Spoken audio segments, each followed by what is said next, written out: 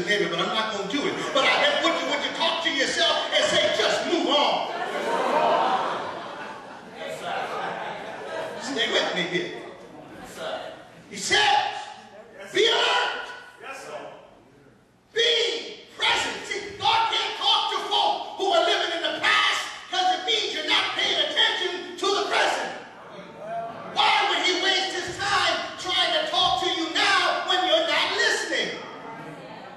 Got news for you, Bishop. As loud as I am, some folks still aren't listening. I won't point them out. I can tell who's watching me. I can tell folk who are looking right through me. You see me, but you also see survival.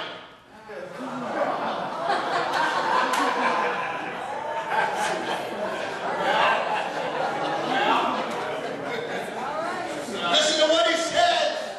I'm not going to hold you. Give me about 15 minutes. Says, be present. Why? Because I'm about to do something brand new. Said, I'm about to do something and it's going to blow your mind. I'm about to do something and it's going to burst out. I'm about to do something that your mind won't be able to fathom. But first, I need you to be present. See, if you read a little earlier than that, God starts to tell them about animals. Read a little earlier, go home and read it. He makes mention about the fact that the jackal and some of the animals there, they've learned to appreciate the water. And you must understand, whenever they speak of the water in the Bible, the water metaphor is actually life. Because when you lived in the wilderness and you can find water, it meant you can continue to live.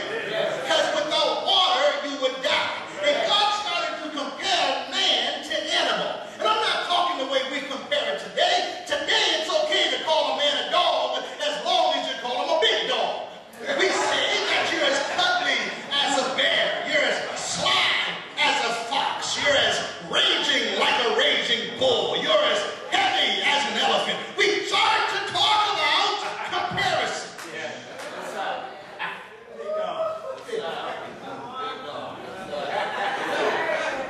That's not what God was doing.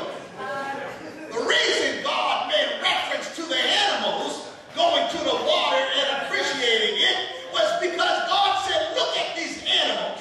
All they do in the wilderness is they look for food to eat and water to drink.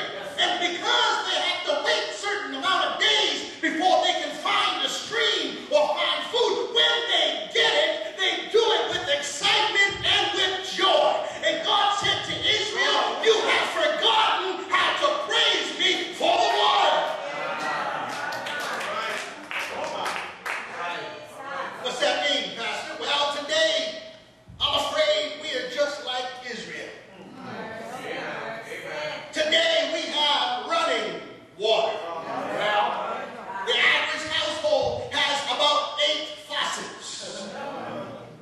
And we go to the faucet and we turn it on and we turn it off. And water comes instantly.